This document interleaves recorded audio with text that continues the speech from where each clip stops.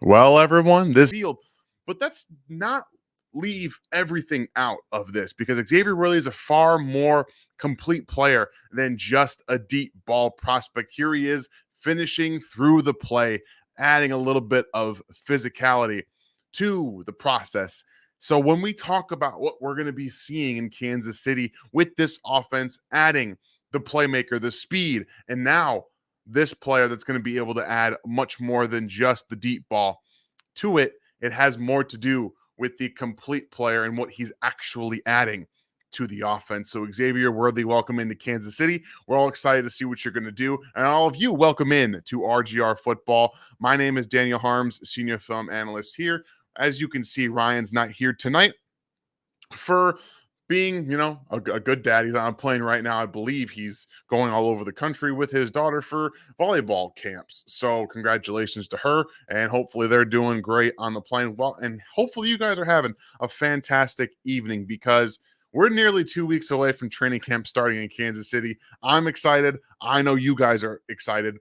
So let's get this thing going. Tonight is the every Monday Q&A where I will be answering your guys' questions. And if you please could, if you are new, hit the sub button, become a member here at RGR Football, and hit me with a question. Put some question marks right before that question so I can pick them out of the chat a little bit easier.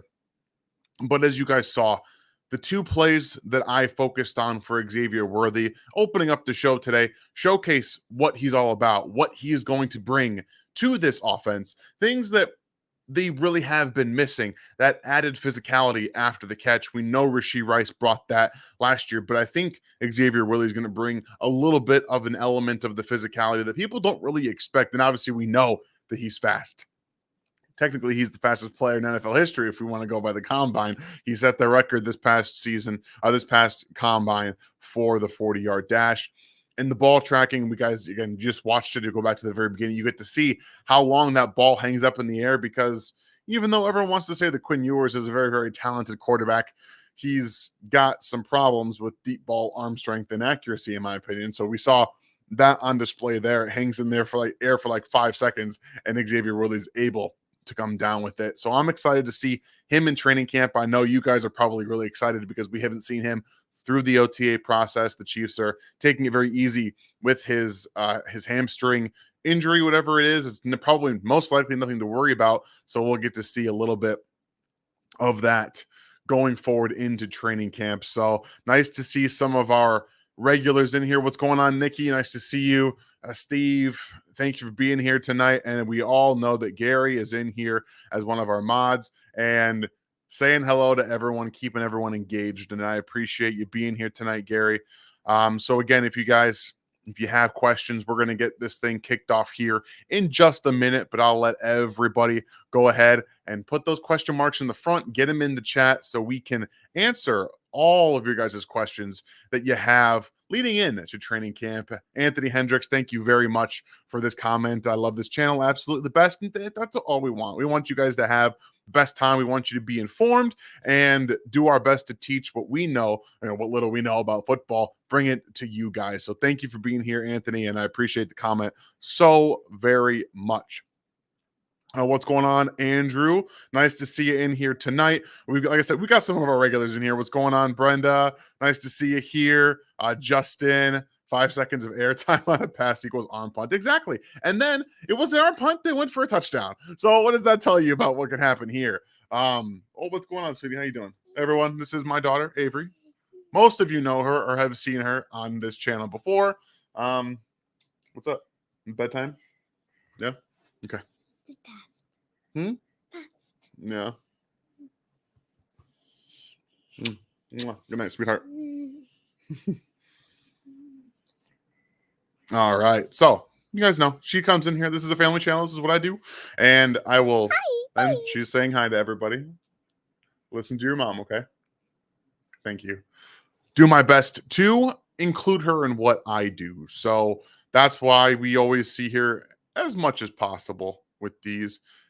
And I do have film for you guys coming on Wednesday. We're going to start doing some training camp spotlights. I know we didn't get film of Fabian Lovett, but we're going to focus on Fabian Lovett for this training camp spotlight on Wednesday. a guy Ryan and I are both very, very high on, that we do believe has an opportunity to impact this defensive line very, very early on in the season, as well as in training camp. So hopefully you guys are looking forward to that. Thundarius, thank you for being here. And yes, could y'all take 2 seconds real quick? Just take 2 seconds. Hit that like button while we're all here. Let's go ahead and get started, shall we? Chiefs fan 1587. How you doing tonight? Can Carson Wentz be 4th and 1 gadget player in this offense? My problem with having a specific 4th and 1 gadget player is teams are more likely to key on that. Now, it doesn't mean that they can stop a quarterback sneak, for example, but you have to get really good at it. The reason the Eagles were so good at it, one, large part because Jason Kelce was amazing at not just snapping the ball and not losing any time going forward, but he was able to get underneath and really allow Jalen Hurts to kind of like torpedo himself through, which is why they were able to convert all of those. So unless we're talking about maybe having a small package that Carson Wentz can operate, that's, run, quarterback sneak, or all these other things, it's just a little bit different. So he possibly could be, but I'm not sitting here saying that the Chiefs want to take Patrick Mahomes off the field, and nor do I think they should. They have to just kind of get better at running the football on 4th and short, or 3rd and short, 2nd and short, wherever it is, to be able to actually put stamps, put defenses in a bit of a bind, per se. Nikki, so one thing about this is she's not necessarily going to bed, okay? She has a nighttime routine where she'll get ready, she'll go into her room for a while, she'll play. She's very good at playing on her own. She's reading. She probably doesn't go to sleep until like 9 o'clock. So some nights she'll come down, she'll spend time with us, whatever we're doing. I'll probably be working after this, watching some film. So she'll come in and either sit with my wife or sit with me, and we'll so she doesn't actually sleep. And she's done this for a very long time at this point, and we just kind of gotten used to it. And her bedtime, her routine schedule will shift. It's just more of right now she has a very good routine, and we want to keep that comfortable, and also let her know that she doesn't have to sleep right now. She can color, she can draw, she can do any number of things. So just want to explain that she's not going to sleep right now. She won't be going to sleep until like 9 o'clock. So far too much energy for that child. As you can probably hear, she's singing right now in the bathroom. Steve, thank you for being here tonight, and thank you for your question. Funny that we just had a Carson Wentz, and now we got a Chris Oladokun question. How can quarterback Oladokun improve this season so he can be a viable number 2 quarterback next season?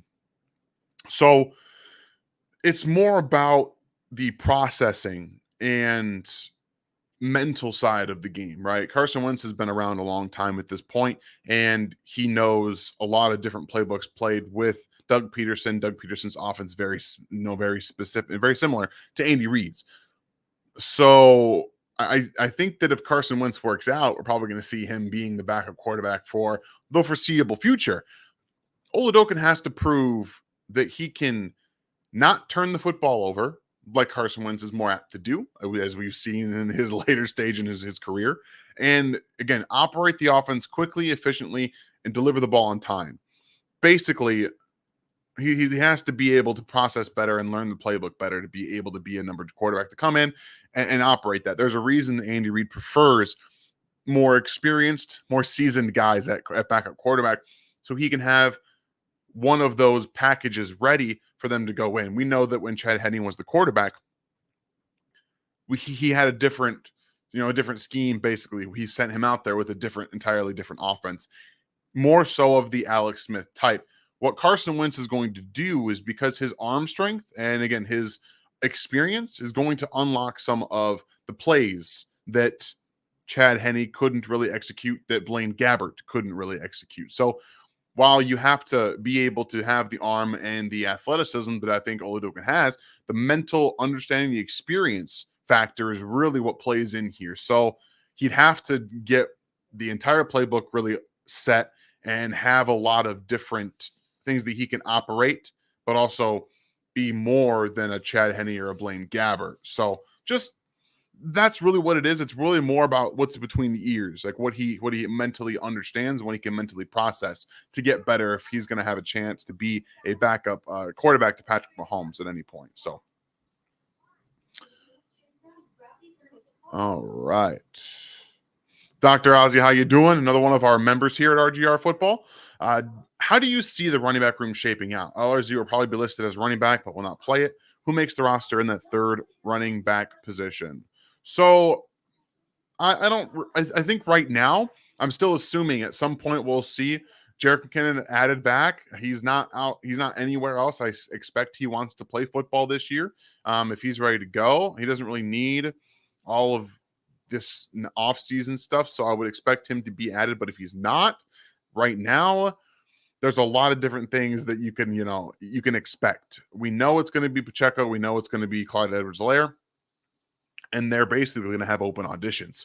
You've got Generic Prince returning, the only guy that isn't some of the older guys on the roster at running back that was here last year. He's going to have an opportunity to be the number 3 guy. Any one of these guys, Carson Steele. And I also think that now the name is escaping me. The running back out of TCU is going to have an opportunity as well. So I don't know how it's going to shake out, but I don't even necessarily think that we could expect LRZ to be listed at running back. I think you might just see him listed as RB wide receiver. Like he might just be that on the roster and not actually, like you said, play running back. So I'm just kind of expecting 2 things to be set in stone and that's all I got for you. I'm sorry. Like I don't really know what's going to happen. If I had to guess at I think Carson Steele might have the best opportunity because of his third down ability. Good pass catcher. He's not the fastest guy in the world, but that doesn't really matter. And he can pass protect. It's going to give you a leg up on some of these other guys that haven't been as good, especially when we look at how Isaiah Pacheco and Clyde Edwards-Helaire are still learning and struggling in some aspects of pass protection. I appreciate you being here, man. And I saw a comment earlier about enjoying Avery's age, and I'm telling you right now, I'm doing everything I can too, and staying within that and trying to know that some things are worth fighting over and some things aren't worth fighting over. And we were at the store today, and she was playing the quiet game and trying to play the quiet game, but also try and tell me stuff and mouthing things and being a kid. Like she's right now running around after getting her pajamas on.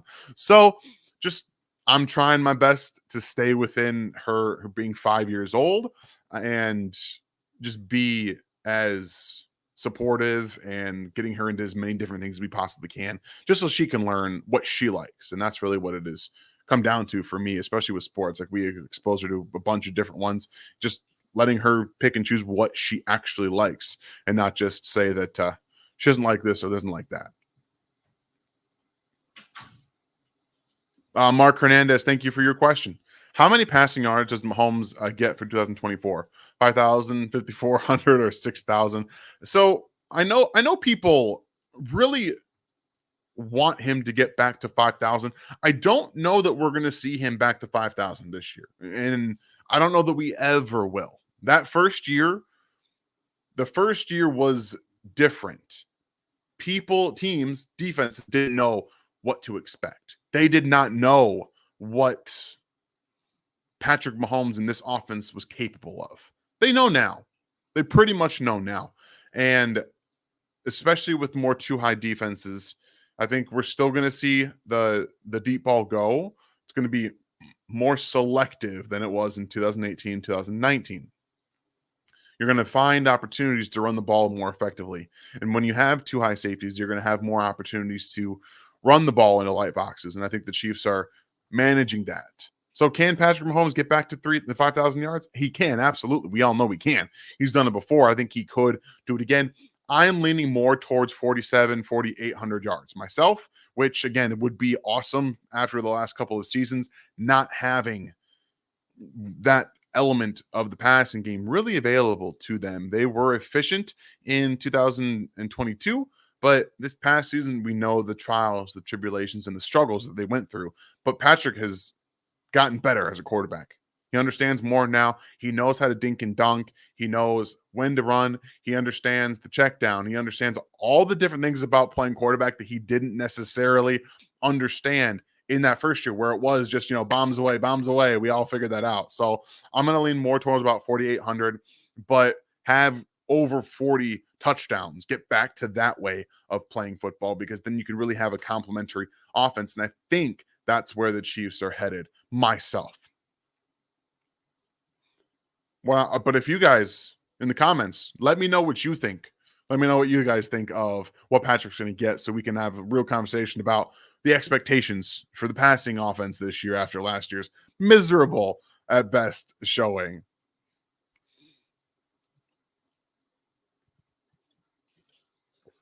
And by the way, I just discovered these. I don't know if it'll actually zoom in on it or if it'll, no, well, okay. Their iced teas, Liquid Death is known for doing their sparkling water, all that fun stuff, but they have teas too. And I just discovered these, like variety pack. Oh, I've been drinking them all the time. Dr. Ozzy, thank you for another question. Did you see Richie James's Twitter comments on last year? Essentially said that business of having Travis Kelce and paid wide receiver meant they got targets even if others are open. Thoughts on him saying that? Oh, it wouldn't shock me at all if a receiver that was not brought back had some things to say about how things were done, considering he was not involved very much.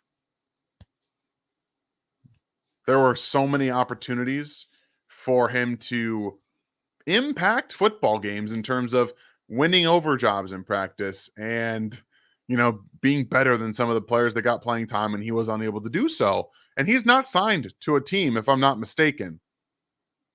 So I think that tells you a little bit about maybe he's just a little disgruntled. It also wouldn't, I mean, Travis Kelce is going to get his, right? We know Travis is going to get his.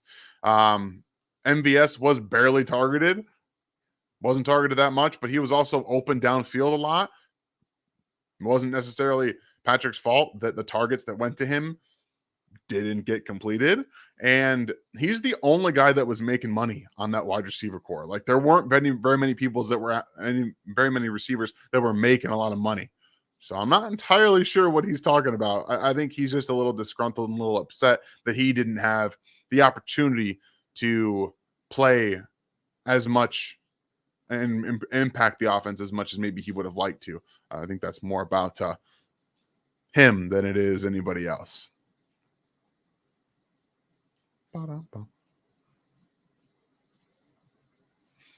Daryl, nice to see you. How you doing? Member for 36 months. That is 3 years. Congratulations, and thank you very much for the support, Daryl. Everybody give Daryl a round of applause for being here for 3 years. Oh, man, thank you so much. Cannot tell you how much we appreciate that. And I speak for Ryan as well on that. Luis, thank you for your being here, and thank you for having another question.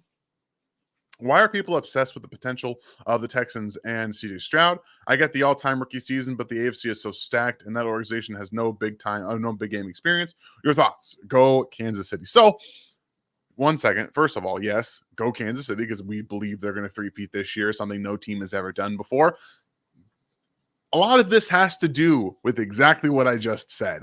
Somebody wants young, up-and-coming team to take the head off the snake. They want the Chiefs to lose, and I believe that the Texans and CJ Stroud are primed to be very, very competitive. Now, I'll tell you guys one thing about CJ Stroud. He is still learning the game. We know Patrick Mahomes had to do the same thing. All these young guys have to do all that. He's never played against Steve Spagnuolo. Never played against him. And Steve Spagnuolo is, as we have all learned, the best defensive coordinator in football, bar none, especially in the postseason. He has the best game plans. He understands how to attack opposing quarterbacks. CJ Stroud is, in my opinion, already one of the best quarterbacks in football. Up here is where it matters. And he's got it all. Excuse me. He's got it all. I truly believe that he is going to be a top 3 quarterback before too long. I think that he can be up there with Patrick and with Josh Allen, in my opinion, because of what he does. And I think that he's a much more gifted athlete than I even gave him credit for coming out of Ohio State. So all that being said, I think that DeMeco Ryans is a fantastic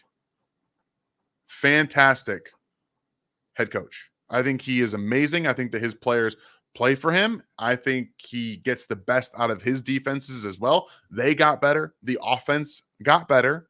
And it's another year under the same in the same offensive system, which always helps. That's why there's a lot of juice. And really what it comes down to is people want to see the Chiefs lose. And so they find ways to get, these young players, when someone does well, oh, he's next, right?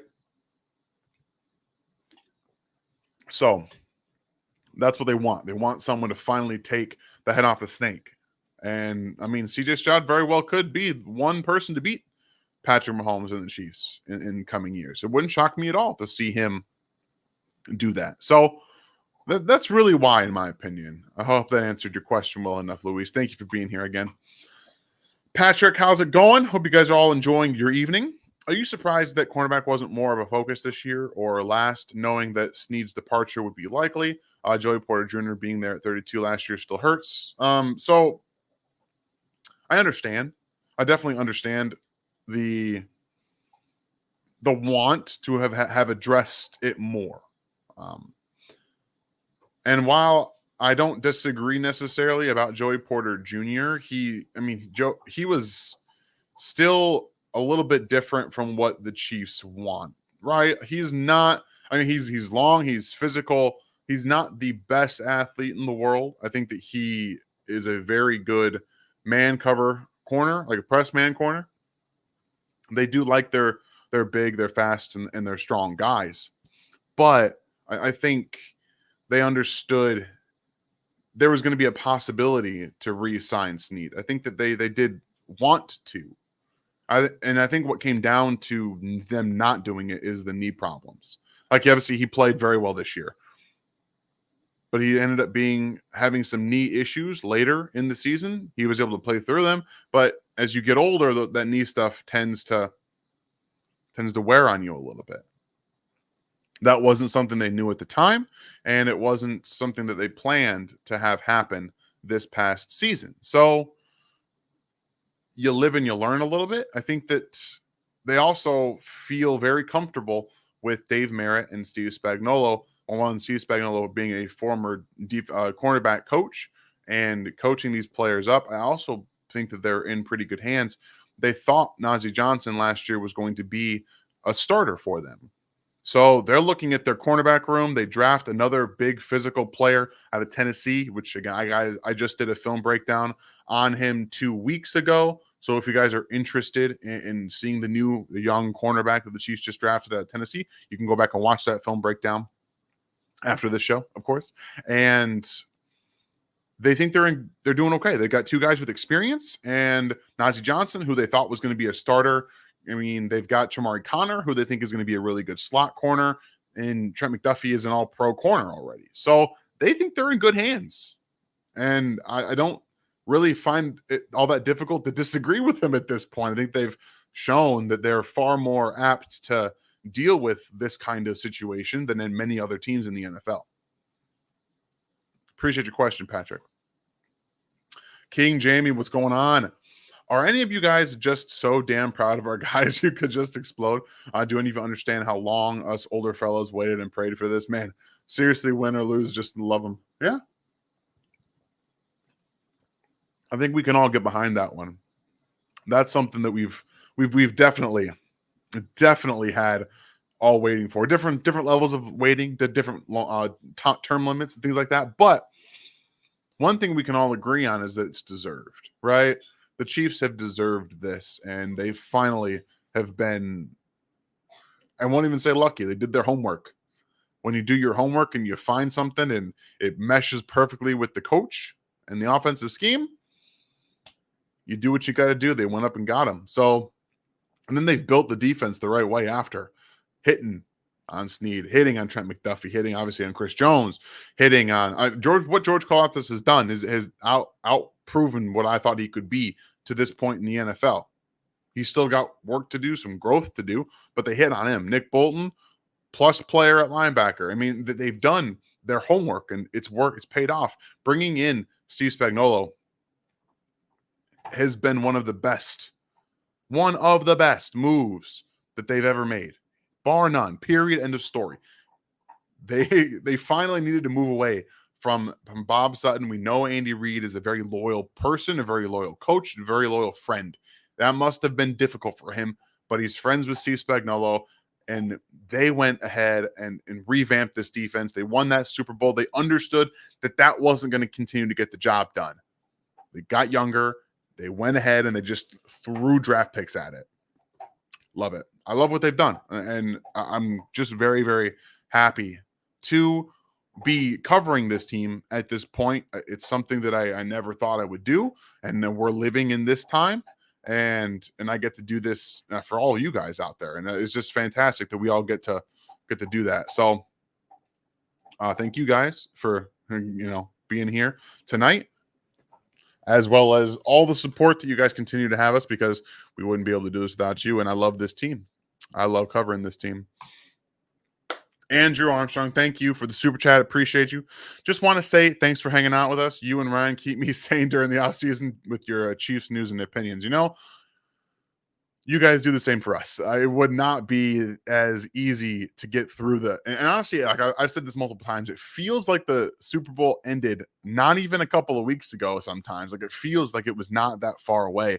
And being able to have this platform to do the Q&As with you guys and get all these great questions and answer them every single week and get to interact with you guys every week is a fantastic experience. So thank you for being here. Thank you for supporting us, and again, thank you for the super chat. We do what we can, and we appreciate it very, very much. Thank you again. Gary, thank you for being here, one of our moderators here at RGR, and give everyone help. Gary's always in here, telling everyone, saying good to see you, having a great time with everyone, and we appreciate that. So I hope you guys give him as much as you give us, because it would be tough for me to do this job if we didn't have some of these really good moderators in here. Dan, do you really see KC signing the Green Bay Packers left tackle this year? No, I don't. I don't see it. And the only reason I don't see it is because I still think that David Bakhtiari believes that he's a starting caliber left tackle. I do not. I don't believe the Chiefs do. And they shouldn't bring him in unless he's willing to be a backup and to just be sage advice or break glass in case of emergency left tackle. That's the only reason the Chiefs should bring him in, because I don't believe he can actually play at a high level any longer. Not for me. And Scott's absolutely right. The like button does still work. So if you guys want to take 2 seconds and just make sure that it works for everybody in the chat right now, that'd be awesome, because we want to make sure that works. So let Scott know if it does, and we'll find out pretty soon here if it does. Austin, thank you for being here. Hey, Dan, long time no see. Appreciate you. Again, appreciate you being here, and welcome back. Who is on the wide receiver bubble list right now for you? And do you think it will be 6 or 7 wide receivers? So we're going to go back to the well here. Andy Reid tried 7 wide receivers for all you guys last year. And he is like, no, we're not going to do this again. I don't think we're going to see 7 wide receivers again forever, unless they expand the rosters. Like, I don't believe they're going to do that. So I say no to 6 to 7. We'll stick with 6. And the bubble is, for me, we're going to go ahead and count the guys we know are going to make the roster. Rashee Rice. Again, we'll see what happens with his stuff. Hollywood Brown. Xavier Worthy. Justin Watson. We know those 4 guys are going to be on the roster no matter what. So that leaves 2 roster spots that you're fighting for, right? You've got, and that's the bubble. Okay, that's the bubble. Sky Moore, Kadarius Toney, Nico Remigio, Justin Ross, probably your 4 guys that are fighting for those 2 spots. So, if I had to guess, I say Sky Moore is 5. No, sorry. There's also McCole Hardman. My apologies. McCole Hardman. So you got 5 guys fighting for 2 spots. I think McCole Hardman probably is the 5 right now, if I had to guess. And you've got Kadarius Toney, probably. Sky Moore, maybe. I don't know. That's what it looks like right now. And again, I do believe I'm becoming more. I think Andy Reid wants to have the experience of McCole Hardman on the roster for the sake of Xavier Worthy, because he is smaller and fast. They played a little bit of the same role I think you're going to see from Xavier Worthy early on. So just had that experience on the roster for the young player. I think Andy Reid's going to want to have around. They brought him back for a reason. And again, I don't think he's locked into the roster, but we'll see what happens in training camp. And anything can happen at this point. I know that Sky's been working with Patrick, with everybody else. He's really trying. Nico Remigio is great, and we want to see more from him. So hopefully we get to see more of that. But though that's how I see it shaking out right now, Austin. And it's going to be, oh boy, it's going to be very, very tough to make this roster if you're a wide receiver and if you don't have experience and you're just trying to go by flashes, man. It's going to be tough. Minotaur, thank you for being here. Hey, what's going on, man? Nice to see you tonight. And thank you for the super chat. Do you think Kelsey will pass Randy Moss for career receptions this year? If so, how long do you project it to take? He needs 76.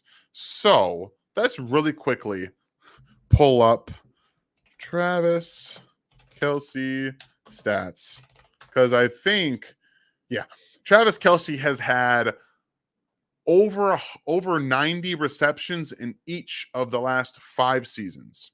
Chances are he's going to have over 80, over 90. So if he needs 76, then yes, I think he does that this year.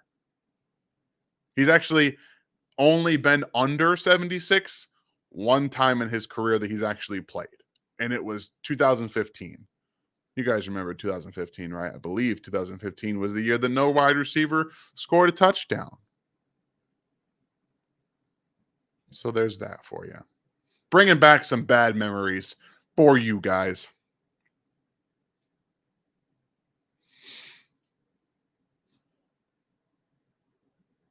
All right, last for entertainment. I'm not seeing a question for you. If you did, just go ahead and put it in the chat again, because I have not seen one, and it really helps to put question marks in front of the question so I can pull it out. But if you did put one in here, I don't want to skip you. I just didn't see it. That's my bad. Jeremy, thank you for being here. Thank you for your question. The Chiefs have an open roster spot. What position would you like to see them add? Definitely a defensive tackle. That or running back. Those are the 2 places for me right now that I really want them to add to. And there's really defensive line in general. Like, it doesn't really bother me who it is, but I still think it's going to be a running back. I think that they're going to add McKinnon, and that's kind of how it feels like this is just continuing to happen, right? I changed my mind. Backup tackle, Donovan Smith, Jerick McKinnon. Those are the 2 players that I think that one of the 2 players that I think that they should add before training camp.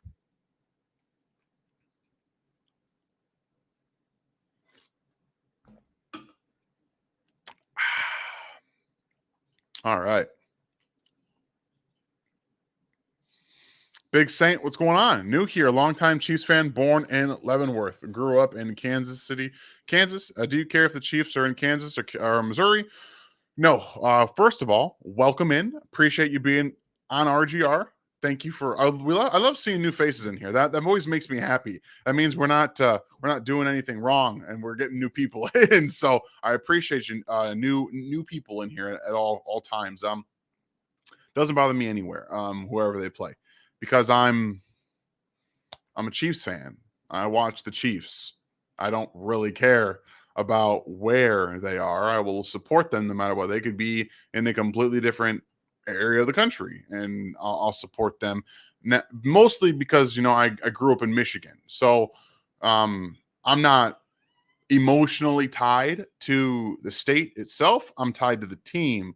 So for me, it doesn't matter. I know that there's going to be other people that want them to stay in Kansas or want them to stay in Missouri or go to Kansas. For me, it doesn't bother me at all. I understand if they want to go to Kansas, specifically because sports betting is legal in Kansas and you can make a lot more money if they do that. So it makes sense from a monetary standpoint. And since the Chiefs, since owners are all about making money, it would make sense to me. Steven, welcome in. Thank you for the question. Compare and contrast a Nagy run offense versus a Bieniemy run offense. Well, it's not necessarily about Bieniemy versus a Nagy offense. I think that we saw early on in the season that Nagy's offense specifically is far more dink and dunk. And when we were trying to work out some of the kinks early on, Richie Rice screens, over the middle kind of stuff, zone beaters. We also have to take into consideration the defenses have changed from an Eric Bieniemy led offense in that time to now. In the last 2 seasons with Matt Nagy, they've been more too high, and they haven't been able to successfully attack downfield as much. So you're getting little just different concepts for all of the things that they do differently, which there's not a ton, to be very honest with you. I think Eric Bieniemy is far more passing creative. Like he gets more of the deep concepts and some of the, go for the heart kind of stuff. I think Matt Nagy is a more conservative offensive coordinator. But at the end of the day, this is Andy Reid's offense. No matter what. Eric Bieniemy adds his flair. Matt Nagy adds his flair. Andy Reid takes what he wants. He puts in what he wants, and they execute what he wants. Okay, and I'm gonna try not to, say anything bad about either, because I think Matt Nagy has some struggles with Patrick Mahomes in the sense that they want to air the ball out more. I think that's what we're going to see a little bit more here going forward, is that they want to do that. Andy Reid's going to have to take that a little bit, but I personally believe that Eric Bieniemy has more want to attack defenses. That's my personal belief. But I don't know for sure because I have not spoken to either person. And that's, again, I'm going to go back to the source. This is Andy Reid's offense. And at the end of the day, what he wants, he gets. Mark, thank you for another question. Do you want a new stadium? I believe that is the reason a remodeled stadium didn't pass. Again, I'm going to go back to doing the same thing that I said for where they play. I don't care. I love Arrowhead. It's fantastic. I love going there. I love this team. Like, that's what it's about for me. And I'm not going to care if it's in a new stadium, it's in a new state. It's not going to affect how, I personally root or cover this football team. I know, like I said, I know other people are going to have different opinions. That's fine. You guys are totally okay to have your opinions and not support a move, not support a new stadium, not support remodel. I understand all of those things. And again, you guys just keep it respectful. If you guys are going to argue about it, that's perfectly okay. I got no problems with it. Just understand. That's all. We all want to be a little bit understanding with everyone's opinion. Des, thank you for your super chat. I appreciate you being here. All right. Dan, as a Williams fan, do you think Chicago will be a dynasty with him or an NFC 1 at least? I don't think they're going to be a 1 right now. I don't think they're going to, I don't think they're going to be a dynasty. No, I think Caleb Williams is a fantastic quarterback. I think he has a great situation around him. I'm curious about Shane Waldron, how he's going to impact the offense, because I don't necessarily think that he's up for the task of handling this offense, this personnel, this weaponry with Caleb Williams. I think that he's a fine offensive coordinator. I don't think he's great. So we'll see how that works. But I think that that their head coach, I still have questions about his ability to be the guy. What happens if they start out poorly? That's their head coach could absolutely get fired this year if they start out poorly with the players and the playmakers and everything that they have after how their defense played last year. They absolutely could. So I'm thinking about this from the perspective of what happened with Justin Fields. They were bad. They had a head coaching change halfway through. Matt Nagy was fired. They bring in a new head coach. If he gets fired when Caleb Williams is in his first year, he's learning a new, offensive coordinator gets fired, defense coordinators get fired. He's got new offensive coordinators, new head coach next year. Like, if you don't give a young, talented quarterback stability, you can't expect the team to just be good. So right now, I can't just assume that they're going to be a dynasty or even remotely close to one, even in the NFC. They need to show that their offense can be good, their defense can continue what they've done to earn the confidence of ownership and what Ryan Poles is trying to build there. Thank you, Des. Appreciate that, and I hope that was an understandable explanation of what I think that Chicago needs to do before we even get to that point. Daniel Longstaff, what's going on, man? Hey, Daniel, gotta ask if the Chiefs trade more for Burks or Mechie. I mean, you can't really trade player for former first-round picks when you're a former second-round pick, at least in my opinion. I don't know if you can really do that. And I would say Burks has at least done more in the NFL than Moore has. Mechie's been, he had cancer, not really his fault. And I think he should get traded out of, I would love to see John Mechie in Kansas City. I was really, really high on him coming out of Alabama, but I don't think you can really trade Sky Moore. He doesn't have any value. Sorry. All right, KC Chandaman, one of our members, thank you for the question. Which NFC South team would you say will be our toughest matchup next season?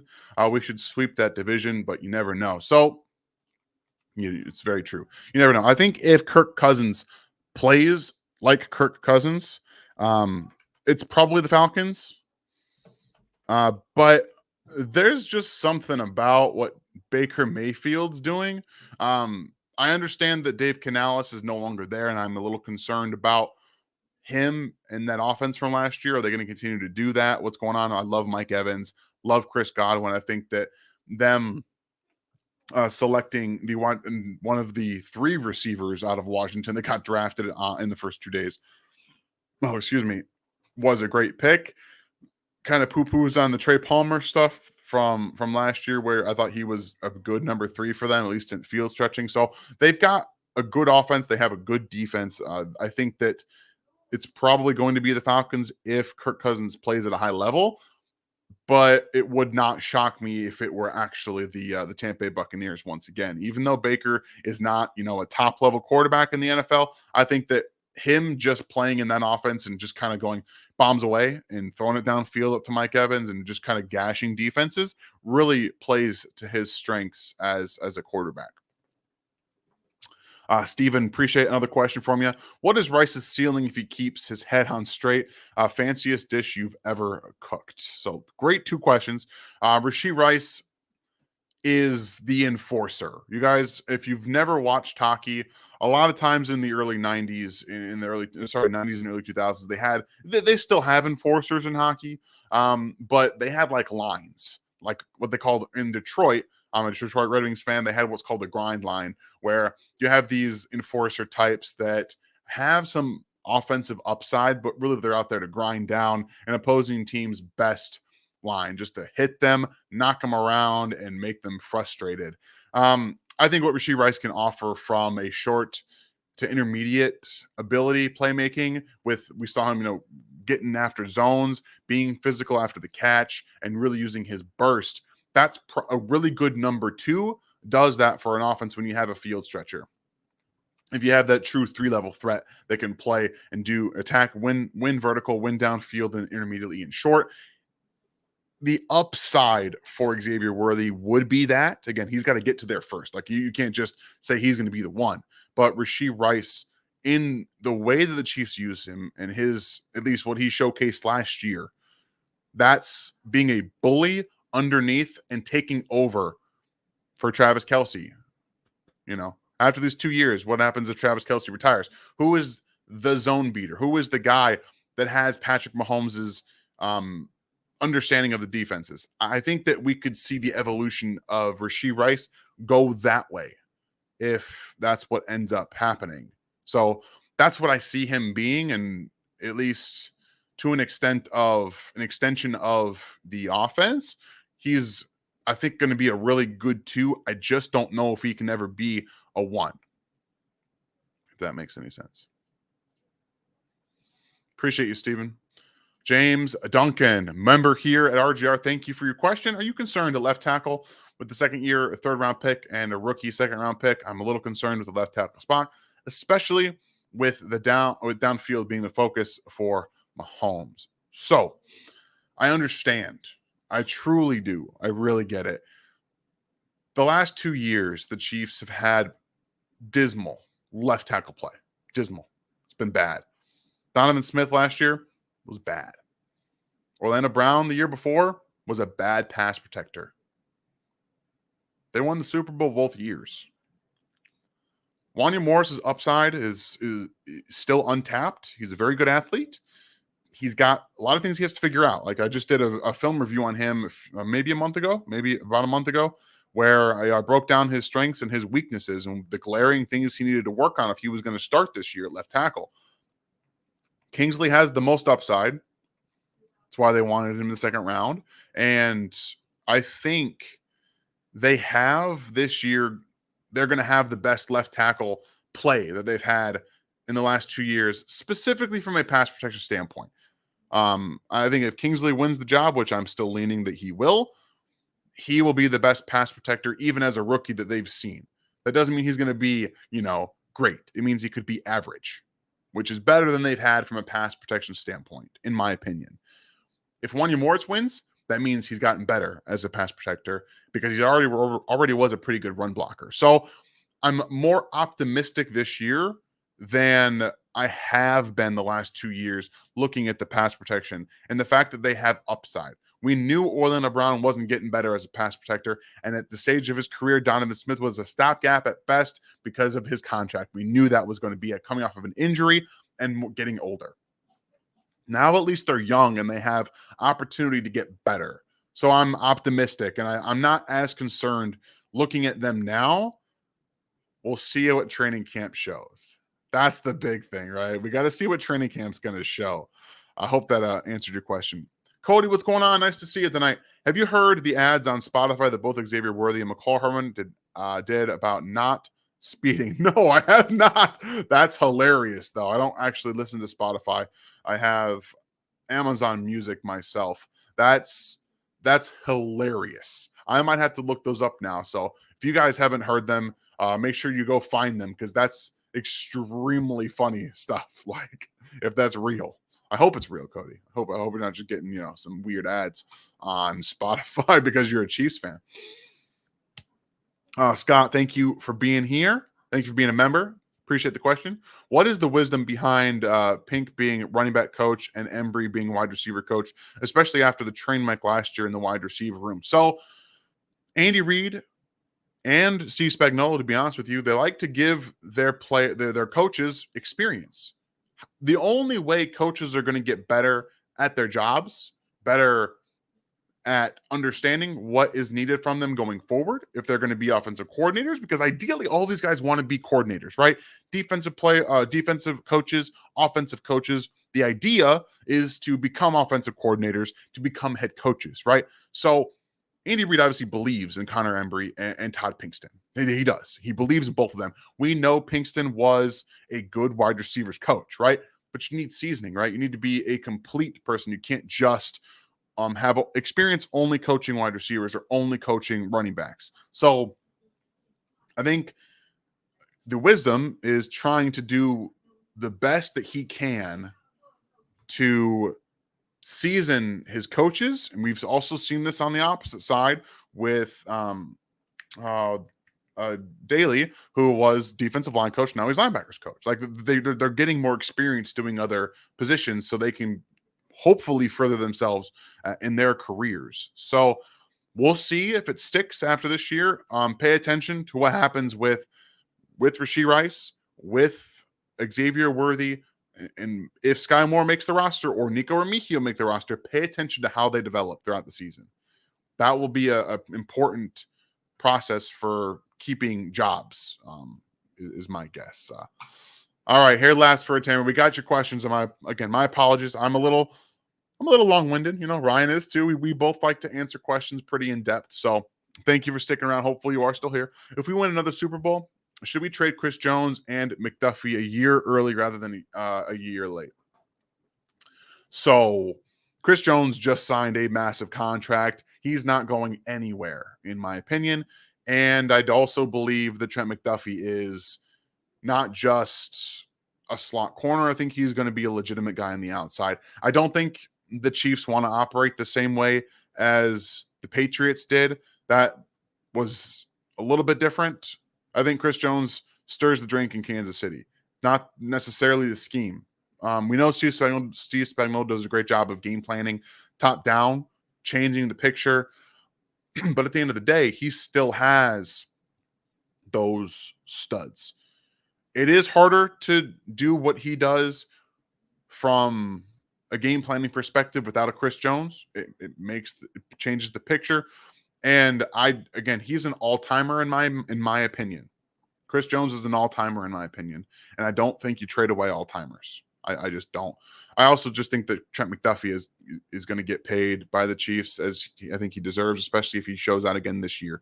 I personally wouldn't do it myself. I would understand, however, if McDuffie got traded, or I just don't think after the contract that Chris Jones signed, after the 2 off seasons of the Chiefs worked to sign him, weren't unable to last year, and then they finally did this year, that he's going anywhere.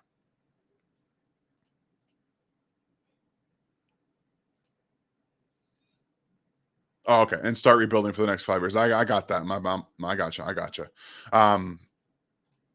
I think they're doing a pretty good job of building through the draft with what they've got and figuring that out last. So hopefully that you're still here and you're able to get your question answered. I don't want people to feel like their questions get skipped. Sometimes things, they happen. Lance Schofield, thank you for being here. Do you think the O-line Norzad and Hansen make the active roster this season? So I think Hunter Norzad is absolutely making this roster. I think he's going to slide in as your Nick Allegretti replacement. I think that's going to be his role. But I don't think Hansen is going to. He was a 100% developmental pick, prospect out of Holy Cross. Huge upside as an athlete.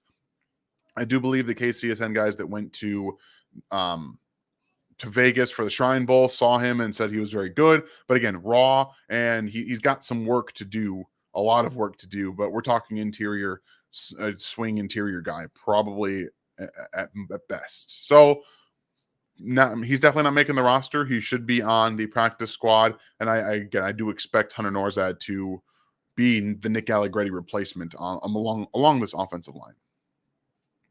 Appreciate your question, Lawrence. You guys got about 5 more minutes here if you want to get some more questions in. Anything that you want answered before training camp. Obviously, we got about 2 more Q&As before tonight, and then 1 more before training camp starts, and rookies, and maybe it's 2 more. I don't know. I've got my dates all mixed up. I think at most we have about 2 more Q&As before rookies and quarterbacks report to training camp. So it's getting close. Pono, nice to see you. What's going on? Hi, Dan. Your thoughts on Steele making the roster? Andy's new fullback and special teams muscle. You know how I feel about Sky. I know how you feel about Sky as well. So I definitely think if they don't bring back Jerick McKinnon, that Steele makes a lot of sense from a third down perspective. very good pass protector and a physical guy. Not the fastest in the world, but he's got good hands. He can catch the football. It would make sense to me. I'm still partial to my guy out of TCU, who again, the name is. I'm just gonna have to do this right now. I can't do it. It's killing me. I have now that I am a part of TDN, the Draft Network, and I have so many prospects that I have to watch. Names have just left my head, and it just bothers me when I can't think of Imani Bailey. There it is. I like Imani Bailey's game quite a bit, and it wouldn't shock me if he made the roster either. But I don't think Andy Reid's got this fullback mindset anymore. I think he's taking tight ends and making them into H-backs, using them. We saw Travis Kelce and Noah Gray used in that form last year. I think we're going to see Jared Wiley used in that same kind of role with the Jody Fortson type of tight end role. So if he makes the roster, it's for third down purposes and possibly short yardage, because for everything that Isaiah Pacheco is, I think you need a guy with better vision and the ability to really grind out those short yards when you need to get to a hole. And I think that Carson Steele showed at UCLA that he can be, a pretty impactful short yardage back. So if he does make the roster, it's most likely because they did not bring Jerick McKinnon back, but I think we'd all like to see Jerick McKinnon come back. Just to put that off there. So if that's all you guys got for me, I will go ahead and leave it for the evening. So thank you guys for being here tonight, and make sure to hit Ryan up and make sure he's safe coming off of a plane. We don't want anything crazy going on with that. So hope you guys enjoy the rest of your evening. Thank you for being here again tonight, and we will have more content for you coming up. I think Ryan's got another video for this week. He's doing more as we get closer to the season. I will have a film breakdown on Fabian Levitt for Wednesday. We'll have Gary with the stats this week, and we'll see you guys for the next Q&A next Monday. Have yourselves a great rest of your evening, and we'll see you guys next time.